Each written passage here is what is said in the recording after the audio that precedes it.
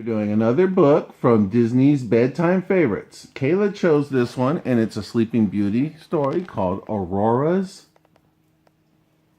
Slumber Party.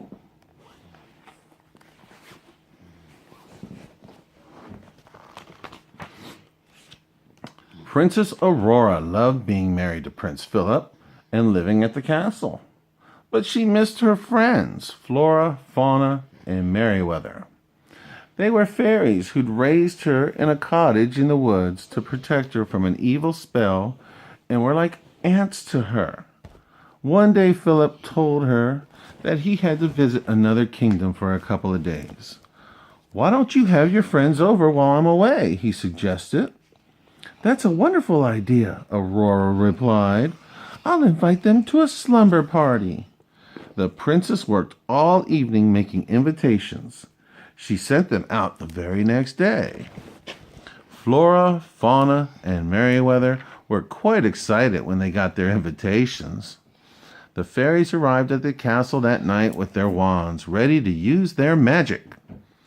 "We don't need magic to have fun," said Aurora. "There are all kinds of things to do. But first you need to change into your nightgowns. This is a slumber party after all." A little while later, the fairies began to get hungry. "I'll use a spell to make some food," said Merryweather. "We have bread, butter, strawberries, and cream right here," Aurora pointed out. "You can make yourself a wonderful snack without using magic." "This is fun," Merryweather said, as she made herself a triple-decker berry sandwich.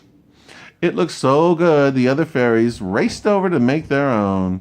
When Flora bit into hers, a dollop of cream flew across the room right into Aurora's face. "Oops," Flora said. "I'm sorry, Princess." But Aurora wasn't upset. In fact, it made her giggle. Soon everyone was laughing. The party was off to a great start. "Come over here, everyone," Aurora called. "It's time for a talent show. Who wants to begin?" Merryweather decided to go first.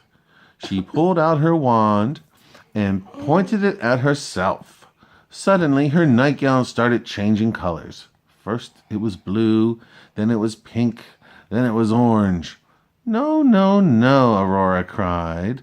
The fairies stared at her in surprise. "What I mean to say is, that looks wonderful, but let's not use magic." The fairies were puzzled. "But our magic is our talent," Fauna said.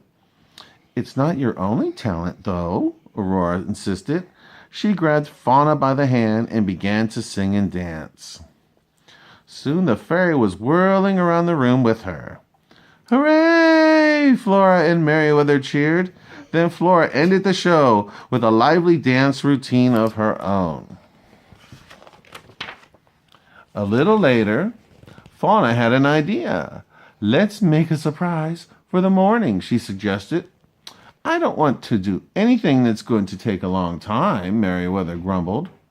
"Why don't we make some cinnamon rolls?" Aurora offered.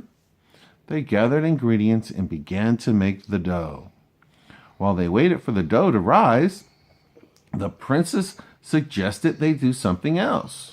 The friends went upstairs, and Flora grabbed a pillow and swung it at Aurora. The princess ducked and grabbed a pillow of her own. A few minutes later, feathers covered the room, and Aurora and the fairies were out of breath from laughing. "It's probably time to finish the rolls," Aurora said. She and the fairies went down to the kitchen and saw that the ball of dough had become the size of a table. "What could have happened?" Aurora said. "I may have used a teeny bit of magic," Merryweather admitted. "I just wanted to finish up quickly." "That's all right," Aurora said with a yawn. "We'll have enough for the whole kingdom." Fauna pulled her wand out. "I think a little more magic would make this a lot faster." A few minutes later, all the rolls were done. Aurora and the fairies went back upstairs. "Let's read a story," the princess suggested. Flora began to read, and after a few minutes, everyone was sleepy. This has been a wonderful slumber party, Aurora said. Thanks for coming. Good night, fairies. Good night, princess, the fairies replied.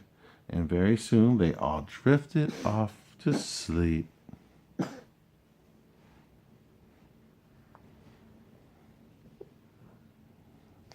Good night.